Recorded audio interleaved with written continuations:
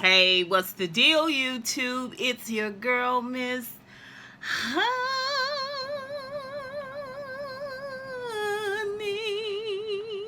Welcome back to the channel. Welcome back. Hey, what's going on, everybody? It is your girl, Miss Honey. Second time on a Sunday.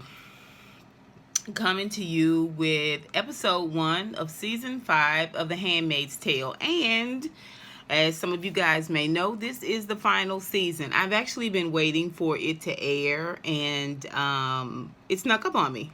I don't know. I don't know how. Perhaps it was the major surgery that I had. Perhaps. I don't know. But shout out to the beautiful honeybee that sounded the alarm and let me know. Tap, tap, tap, tap, tap. Miss Honey, you're supposed to be doing Handmaid's Tale. Where are thee? Where art thou? Here I am. This episode was really, really good. It was chock full, and I think this entire season is directed by Elizabeth Moss, who plays June Osborne, our main character in this final season. I think, every episode is directed by her, and I don't know, she did a really, really great job. Really, really great job. So far, I've just seen the 2 episodes. The third one comes out this Wednesday. But so far, yeah, I think she's done an excellent job. Like I said, this first episode of the final season, we get a chance to sort of recap and come from season 1 forward in the opening montage. And it is all of the horror, the horrific, tragic, unfair, unjust crap that has happened, not just to June, but to Janine and countless other women, Emily, countless other women.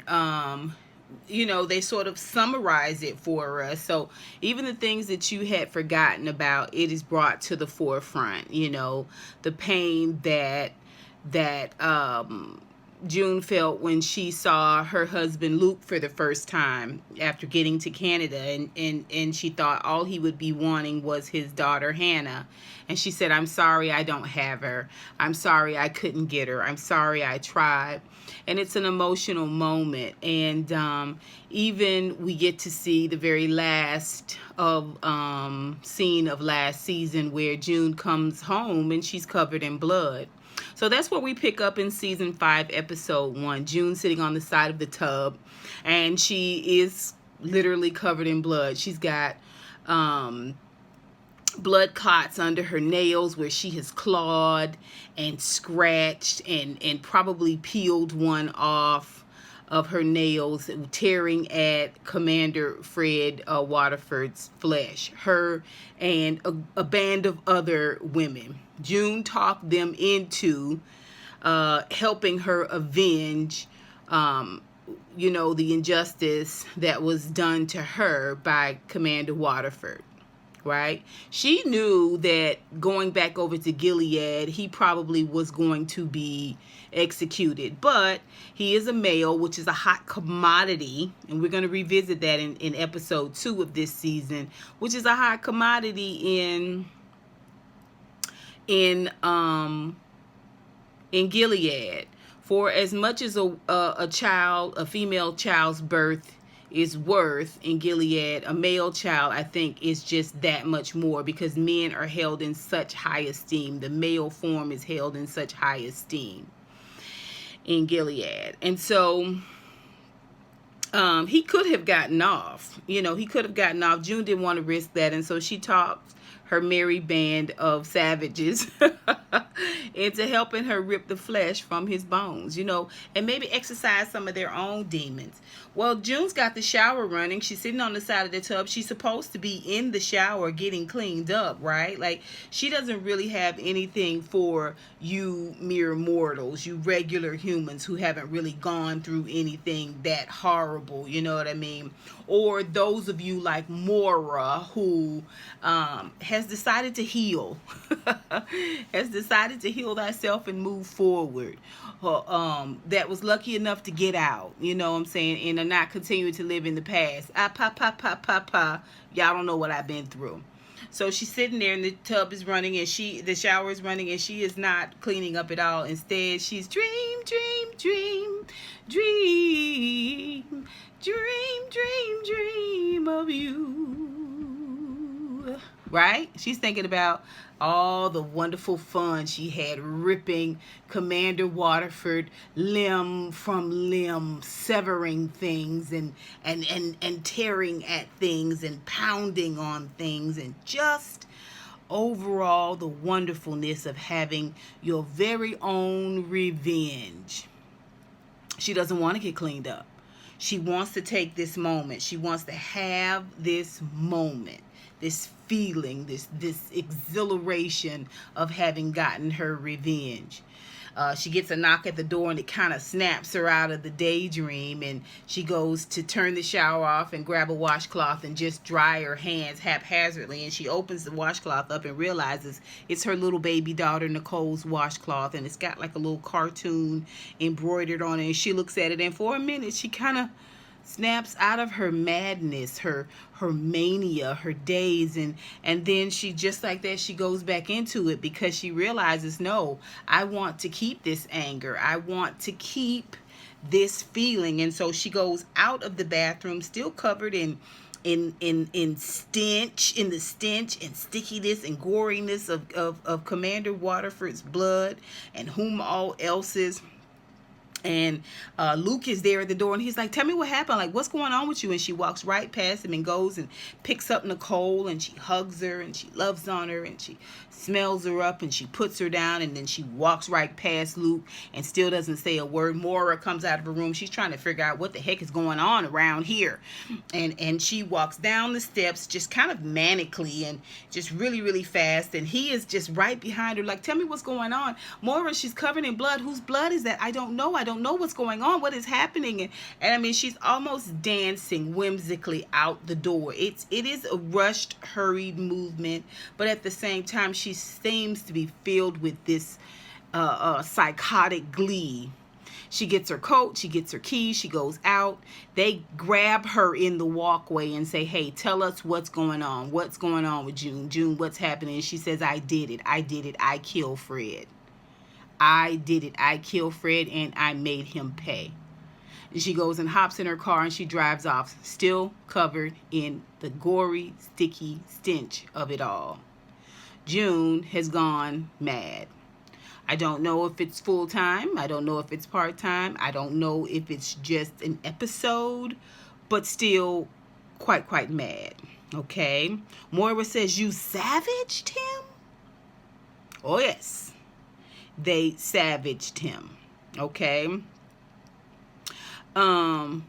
So we see where Nick is at home with his wife, and she's a little mealy-mouthed something, you know what I'm saying? He's a commander now, and he had to take a wife, and she's on a cane. She's very homely looking, and she seems very eager to please him, you know, and he doesn't, this is his second marriage now, mind you. You remember his first wife, I believe, had an affair. She was in love with somebody else when they told her she had to marry Nick, and she still ended up being with that person, and they drowned her for cheating on Nick. Right? Yeah. Okay. So this is his second marriage, and it's so weird because she asks about June. And did June get everything she needed? And he says yes. Now, the whole time he's there, he looks worried. He looks concerned. Not about the wife. Not about his own life and safety and situation. But he seems concerned more about June. Is June okay? Did June survive this? Is June going to be all right? Is June, and Nicole, and June, and Nicole, right? And so she says, well, did she get everything she needed to do done? And he said, yes, I do believe so. And she said, good. Maybe she can find peace now. Oh, honey, you're sweet. Wishful thinking. We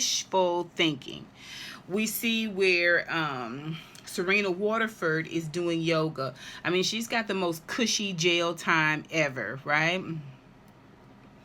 I've heard about Canadian prisons being soft, but I mean, this is just ridiculous. First of all, she tells them what to do, okay? She's doing her yoga and she's becoming one and she's zen. She's got her little baby bump.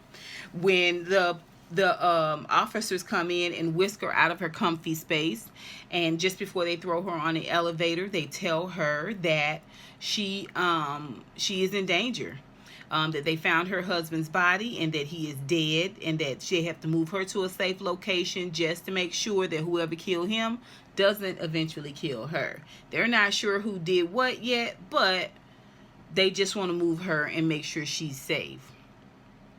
And she's shocked. She is shocked. I mean, she is completely, the wind has basically been knocked off of her. Everything else the lady told her, she kind of half hears it. So she's on this elevator and she, like I said, she's in shock. She seems like she's in pain. I'm sure there's a bit of joy, regret, horror, confusion, all of these things, because Fred was all of these things to her. He represented status to her. He represented placement, hierarchy to her. And she, she helped to kind of co-found and write a lot of the blueprint that he used to create Gilead, right? Also, she hated Fred. She wanted something else. There are times where she sympathized with June and other women. That's how she lost her pinky finger. I'm sure she was feeling a myriad of emotions in this moment. Okay, we see where June meets with the rest of the bloody barred arses. The girls, they down at the local diner, child, and they are hungry. Okay, not hungry, but hungry. Okay, they are scarfing down everything. June is drinking juice and eating, and we spend these moments watching them with their bloody hands and bloody faces and bloody necks and bloody clothes, just scarf down this massive amount of food going in and out of their mouth, and ripping the sausages. And it's not like this frantic feast, frenzy causing a smoke at the table, but it's still this type of frenzy because there is silence. And finally one of them says, that was good, everything tastes better now that Fred is dead. I was like, child, if you don't write us a song, child, everything tastes better now that Fred is dead. Okay. June thinks it's funny. At the same time, the wall flashes for her. The bloodiness of how they left Fred hanging, and then the bloodiness at those times where she had to clean the wall, and rinse all that bloody, gunky goop off, right? And it's another one of those moments, like with the washcloth, where she's kind of shook out of that mania, shook out of that frenzy, that stupor, that angry, bitter stupor. And she thinks, oh no, they're going to come for me. They're not going to let this go. I'm going to be punished, right? So they get up, they go outside, and one of the young ladies has a trunk full of guns and knives and other various weaponry. And she gives June a gun, and another young lady comes out, an Asian young lady, and she says, hey, can I have one? And she gives her one as well. And she tells June, listen, she heard that her mistress, I don't know if that's what they call them, a mistress, the wife of the commander that raped her routinely, okay, she heard that she was back in Gilead, and she wants them to do her next. And so June is like, wait a minute, what? Yeah, she's back in Gilead. I think there's a ton of ways that we can sneak into Gilead. And once we sneak in there, we can find her. And once we find her, we will do the same thing to her that we did to Fred. It's my turn now, right? For us to kill somebody I hate. And June realizes this is snowballing. Oh yes, she used them. She, and they have this opportunity to sort of all kind of revelry in what they did, the vengeance of it all and how it felt. But at the same time, it's fed this monster this monster inside of them, right? This monster that is dying to be fed, this vengeful monster, this bitter monster, this angry, wounded, hurt, unresolved monster that's inside of all of them has just been fed a heaping helpful full of vengeance, and it wants more. June says, what are you going to do? You're going to sneak in there, you're going to go to their home, you're going to get caught, and you're going to end up on the wall, and you're going to end up dead. What about your child? What about your husband? What about your family? And for some reason, the lady was saying, shut up. Shut up, June. The Asian lady says, shut up, June. And June just keeps going. She just keeps going. What about your family? You're just going to leave them. You're going to end up on the wall. You're going to end up dead. Is that what you want? Is that what you want? You want to leave the safety of here and go back into the treachery of Gilead. And you know how horrible it is. The Asian woman pulls that same gun on June and says, you shut up, June. Are you going to help her or not? Everybody at this time is like, what is going on? How did we go from aligning ourselves with ripping Commander Waterford apart, eating breakfast and relishing in it, to now ripping each other apart? This is the nature of the beast, which is why vengeance is mine, saith the Lord, right? Because we're just mere mortals. We're just mortals, right? Like, we cannot be trusted with these things. We don't know how far is too far. We don't know if that's not far enough, right? Like, we don't know, right? And so June decides that, she says it. If you're going to kill me, basically. She walks right up and she says, listen. She says, are you going to help her or not? She helped you. We helped you. Are you going to help us? And June walks right up with the butt of the gun right to her chest and says, you know what? I just don't know. And the girl, frustrated, she takes the gun and shoots it in the air, and they know they got to get up out of there. It's not going to be long before the Mounties roll in, boo, because you can't be out here shooting no guns in public and things like that, and you covered in blood and whatnots. Okay, so they all get in their car and they drive off. It is a moment. It is a moment. June steady been looking for Emily. She hasn't been able to find Emily. She's been looking for Emily. She needs to get in touch with Emily. Emily will understand. Emily was with her during a lot of that. Emily was a part of all the horror she went through. This is somebody she can talk to. She can sympathize. She can commiserate with. Okay? We go back to Serena Joy, and we find out she learns the details behind Fred's death. And the Canadians think that Gilead did it, because remember, there was supposed to be an even exchange, and they feel like they got their political prisoners and they got Commander Waterford, and they must have killed him, right?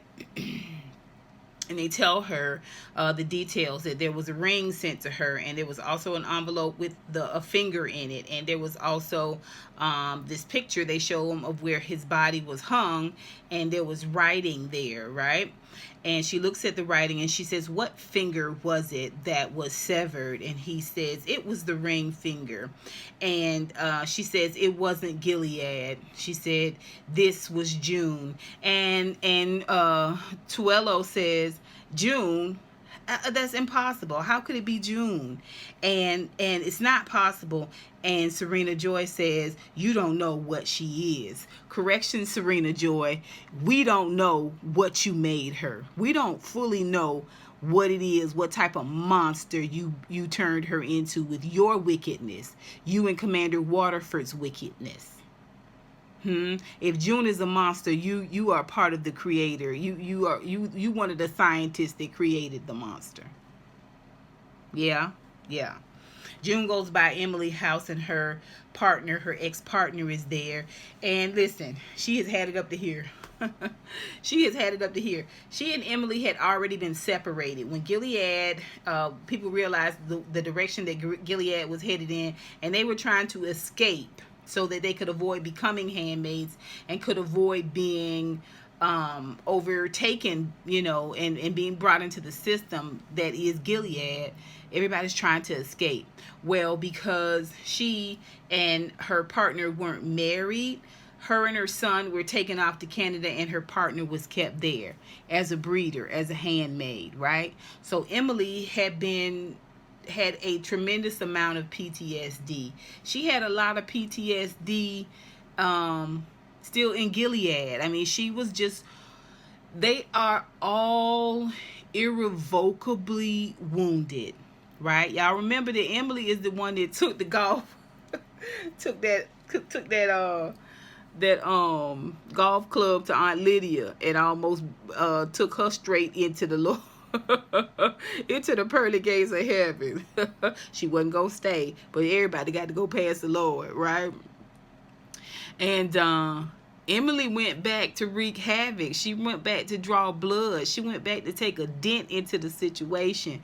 She just needed to do that for herself. She had her own level of revenge she wanted to exact. And I think a lot of it had to do with the grooming at the Handmaid's house. Okay, so Sylvia tells her all of this, and she says, hey, listen. She says, aren't you mad? Why would she go back? Why would she do that? You know, listen, this is something she felt like she had to do. And she says, you know what? I'm going to go get her. She says, no, June, don't do that. Don't do that. June says, this is my fault. I'm going to fix this. It's not your fault. It's not anyone's fault. You don't have to fix it. Aren't you upset? No, I'm not. I'm not. This is my fault. I don't care. I don't care that it's your fault. I don't care. I don't care whose fault it is. And once I find out whose fault, that you're telling me that so I can hate the correct person? No. I'm done with this. I am done with this. That's what she felt like she had to do. Frankly, my son and I, we are grateful for the time we had prior to this whole Gilead mess. We lost her then. And we were without her for a long time. We got these brief few moments with her. And even though she couldn't stay, we're just going to be grateful for those moments and know that we're going to be okay. She's doing what she has to do. I'm releasing her. I'm releasing you. Okay? And she tells June, she says, you know, like I said, June is such a narcissist, and my Twisted Life of Poetry would say it all the time.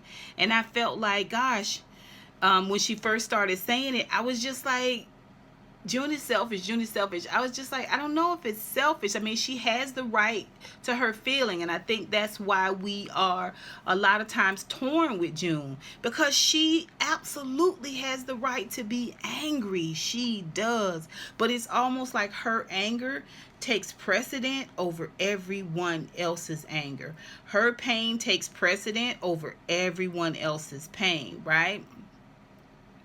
You know, and just as Kamikaze June was about to come out, like I said, Emily's partner speaks into her soul, baby. When I tell you, she snapped a few little tightly wound strings that had her ego and her narcissism bound together.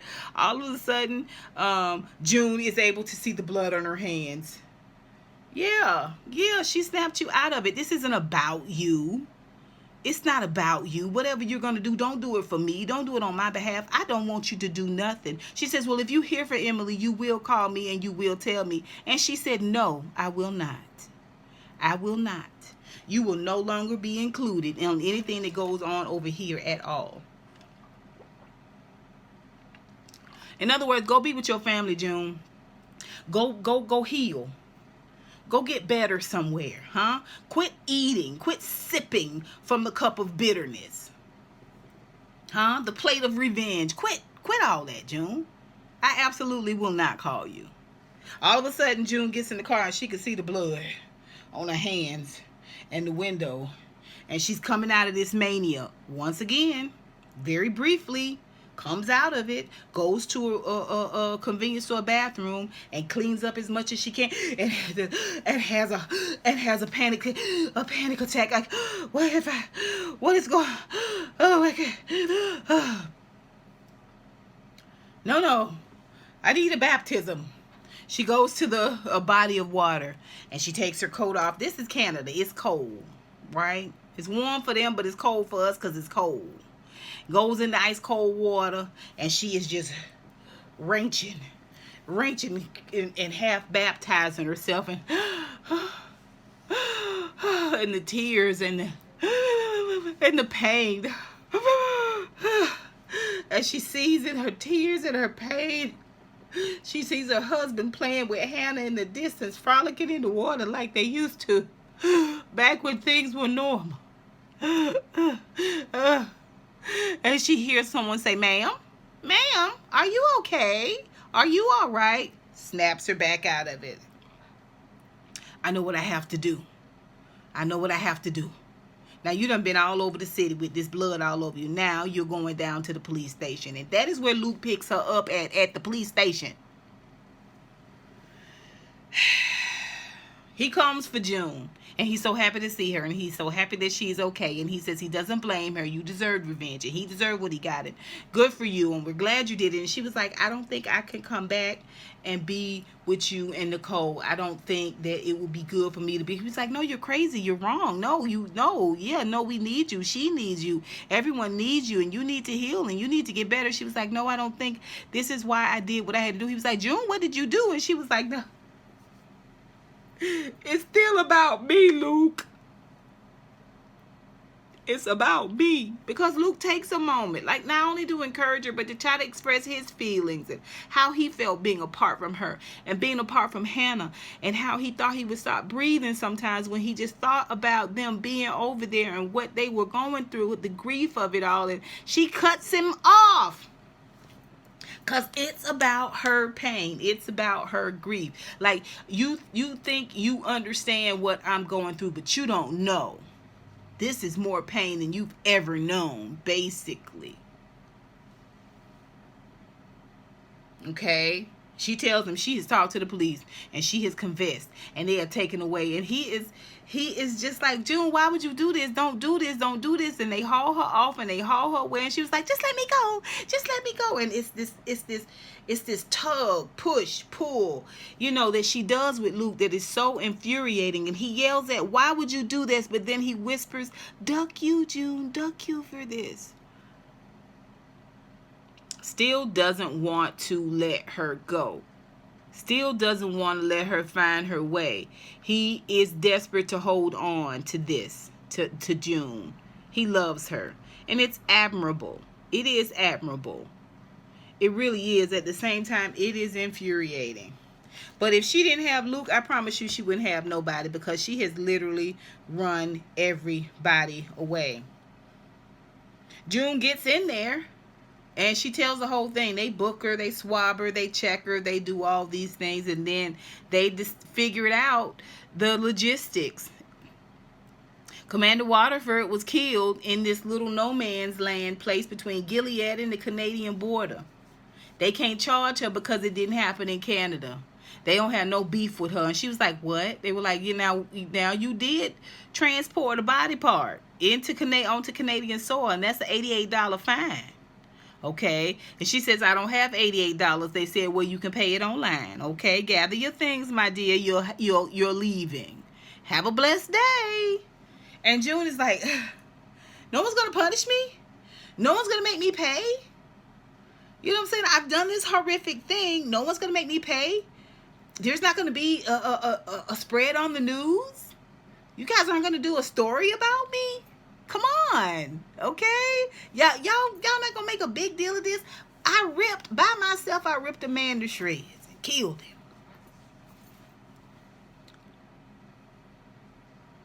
Nothing? They were like, just the fine, ma'am. Just the fine. Okay? We see where Serena Joy goes to see her husband's body. And she wants a full-on investigation, and she learns there won't be an investigation. She's shocked by it.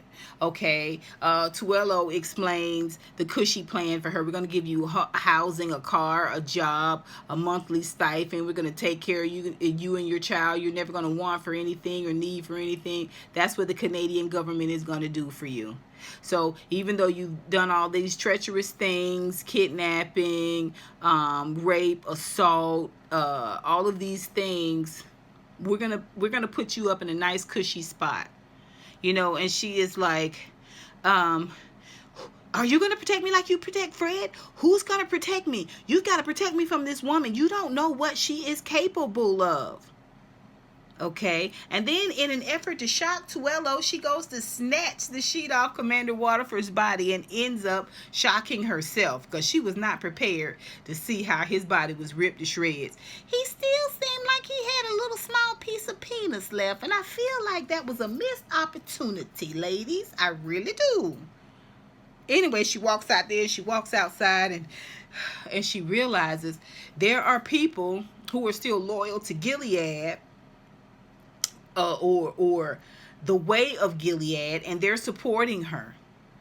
And we're praying for you. We're sorry for your loss. And they've got candles, and they've lined the sidewalk, and she walks through it. And it's this moment where she kind of feels empowered, you know what I'm saying, to have this base, these constituents that believe in her. And she thinks to herself, they believe in the cause.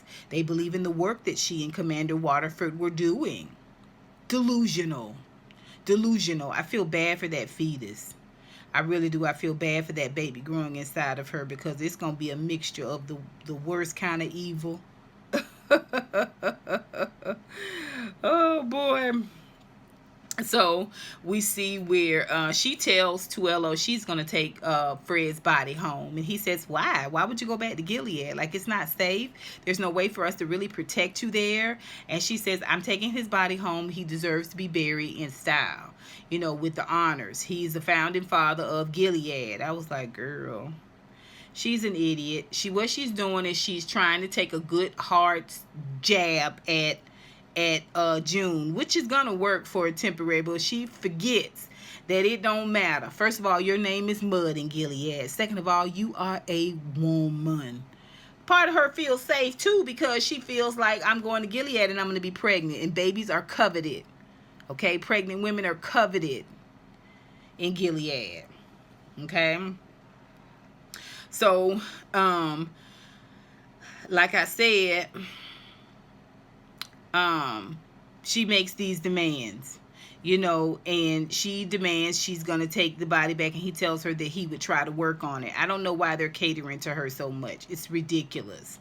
You know what I'm saying? Throw her out to the wolves. If she feel like she can survive and she can make it, throw her out there and see if she can survive and she can make it. But she keeps saying things like, do you guys have grace and decency and all of this stuff? And every time she sort of brings up decency and grace and doing what's right and what's you know, kind and humane, it kind of tugs at Tuello a little bit, because apparently the Canadians want to be seen as peaceful and humane, and any challenge to that forces their hand, I'm assuming.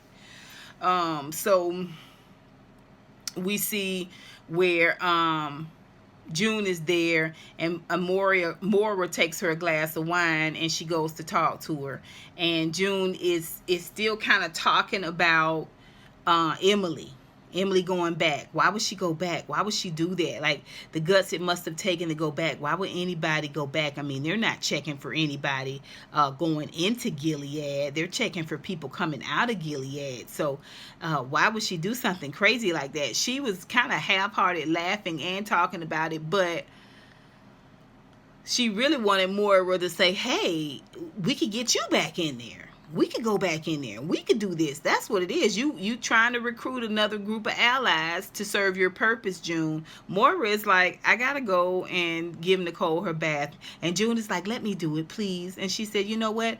I don't think I trust you with baby Nicole right now. And June was like, you know what? I don't trust myself. She said, June, you're scaring me. And June said, I scare myself.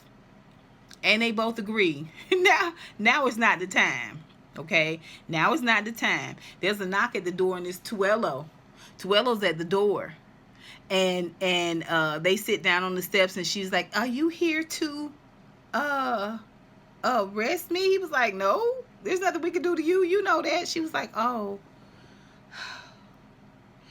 I don't know why she's looking for this punishment. I don't know if this punishment I don't know what the punishment means for her. You guys tell me what you think. I'm confused. But why is June eager to be punished? I don't know. Anyway, basically he tells her that you know, that she needs to be cautious of Serena. and because Serena has got a bee in her bonnet about what happened to Fred, and she knows that she's the one that did it. And she needs to also be careful with Gilead, because even though Fred was treasonous, and even though Fred was not favored in Gilead, they still don't take kindly to this type of insubordination, especially against one of their own, and especially by a woman, especially a woman who was a handmaid. And she is just like, okay, don't know if you saw Fred's body, but your girl is a warrior, right? And he tells her, well done. It was a terrible, horrible thing that was needed, that needed to be done. Okay. And he tells her, you know, that she cast Fred down into hell or something like that. And he told her to sort it out. No. Let me see. She cast Fred down into the bowels of hell, which is where he needed to be. And he said, good job, well done. Don't let the bastards grind you down. In other words, get a hold of yourself, girl. Get a hold of yourself. Once again, you got another reprieve. Once again, you've been given the opportunity. Once again, you have been blessed with an out. Seize it. Seize it. Okay? She decides that she can go now and bathe Nicole. Nicole is in the tub crying, and Moira's there, and Luke is there. They can't get her to stop crying, and she doesn't stop crying until she is in June's arms, and June hugs her up and loves her up and says, I got it now, you guys. I can definitely give her a bath, and she doesn't have to get a bath now. And she holds her little daughter, and she snuggles her up, and they're still kind of waiting on the outskirts, keeping an eye on her and everything. But this is where we see the episode go off. It was a really good episode. If you guys watch my Queen Sugar review, this is what I'm talking about. Given the opportunity to write a story about righting wrongs, about seeking justice and getting justice, it's okay to write a story for us, for our people, that is not heavy laden with trauma. That has, I think this is one of the reasons why Black Panther was so successful, and it was so powerful, because we saw ourselves winning a lot. We saw ourselves on top a lot. So here we have Elizabeth Moss, a Caucasian woman who has been given the opportunity to write a story about something that is so prolifically horrible, tragic, painful, right? Scarring, jarring, triggering, all of these things. And she writes her character, the main character, as a sort of vigilante that we love, hate, either way, but at the same time, we understand vengeance. We understand that human need to seek reciprocity. We don't get it a lot of times in our shows. A lot of times we tend to ingratiate ourselves within the culture by commiserating over our shared pain. And it's infuriating. I'm just going to say it. I'm just going to say it. Handmaid Tale is a good example of what it is, what can be done if you write your own story. If you have the opportunity to write your own story of how you come out of. How you mediate. Okay, mitigate. Right? That's all I'm saying. Y'all tell me what you think. What did you think of this first episode of the final season, season 5, Handmaid's Tale Morning? I'd love to hear it. Put it down below. Stay tuned for episode 2. And until next time, honeybees, mwah, mwah, mwah. I'll holla.